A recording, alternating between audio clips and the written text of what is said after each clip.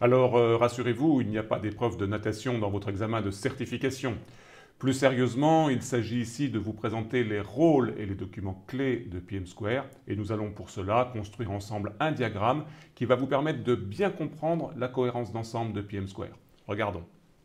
Donc, posons le décor de la construction de ce diagramme avec nos quatre couloirs qui correspondent, vous l'avez compris, aux activités, aux quatre phases de projet.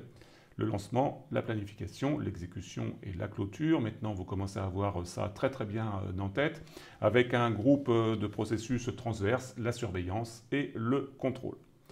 On va continuer à poser ici notre décor avec pour chaque couloir un acteur principal, on va en parler juste après.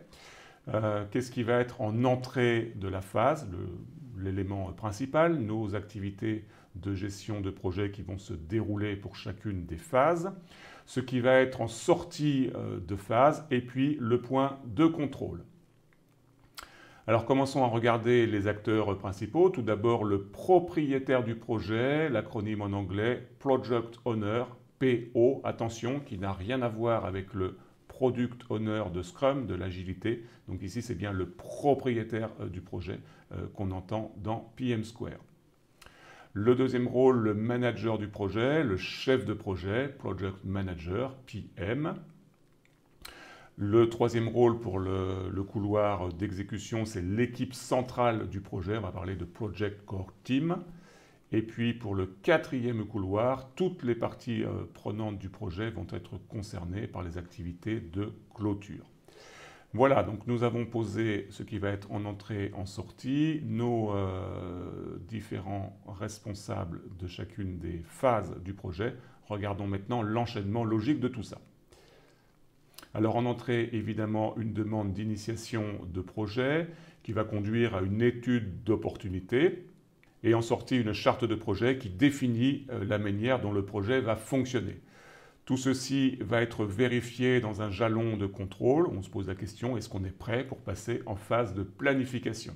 Si la réponse à cette question est oui, nous entrons dans le deuxième couloir, le couloir de planification, donc la phase de planification, avec en entrée ma fameuse charte du projet. Et en sortie, le manuel du projet. Cette fois-ci, ça décrit très précisément la manière dont le projet va s'organiser, la manière dont il va fonctionner. On va revoir tout ça en détail un petit peu plus tard.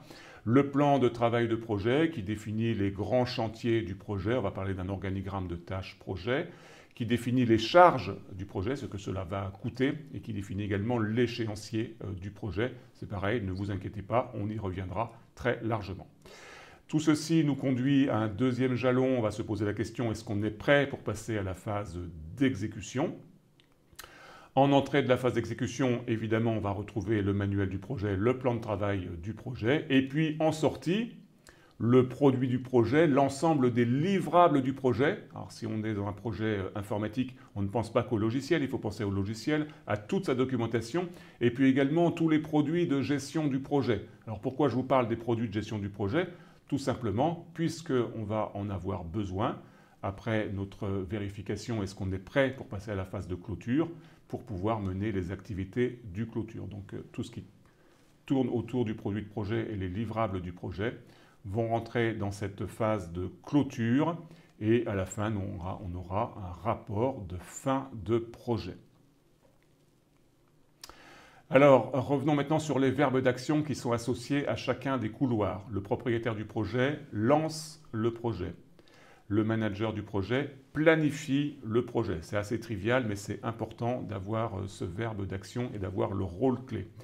L'équipe centrale du projet a en charge l'exécution du projet et toutes les parties prenantes évaluent le projet.